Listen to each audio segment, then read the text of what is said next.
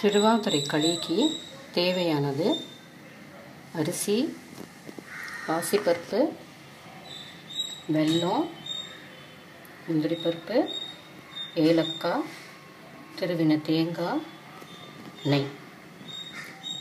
அரிசியும் பாசிப்பருப்பையும் தனித்தனியாக சிவக்க வறுத்து எடுத்துட்டு ஆறினதுக்கப்புறம் ரவை போல் மிக்சியில் உடச்சிக்கணும்.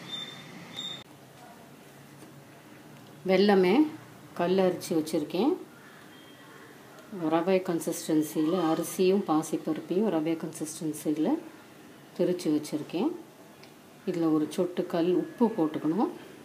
அதுக்கப்புறம் இதை இதில் போட்டுட்டு குக்கரில் சாதம் நம்ம எப்படி வேக வைப்போமோ அதே மாதிரி உள்ள குக்கருக்குள்ளே போட்டு வெயிட் போட்டு வைக்கணும்.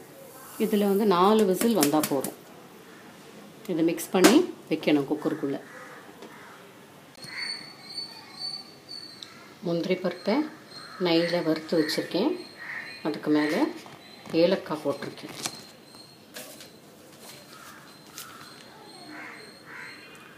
இது சாதாரணமாக வருஷம் மார்கழி மாதம் திருவாதிரை நட்சத்திரத்தில் நடராஜர் அபிஷேகம் நடப்பதே ஆருத்ரா தரிசனம் என்று அழைக்கப்படுகிறது.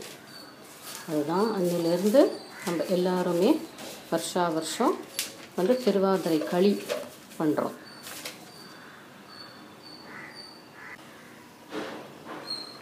குக்கர்லேருந்து வெந்த அரிசியும் பாசிப்பருப்பையும் எடுத்து இதுக்கு மேலே போட்டிருக்கேன். அது நல்லா கிண்டி கொடுக்கணும். நல்லா கிண்டினதுக்கப்புறம் அதுக்கு மேலே நம்ம திருவின தேங்காய் பூ இருக்கு இல்லையா, அதை போடணும். களியை நல்லா கிளறி கொடுத்தாச்சு. அதுக்கு மேலே திருவின தேங்காயும் போட்டு கிளறி கொடுத்து வச்சுருக்கேன். திருவாதிரை களியை ரெடி.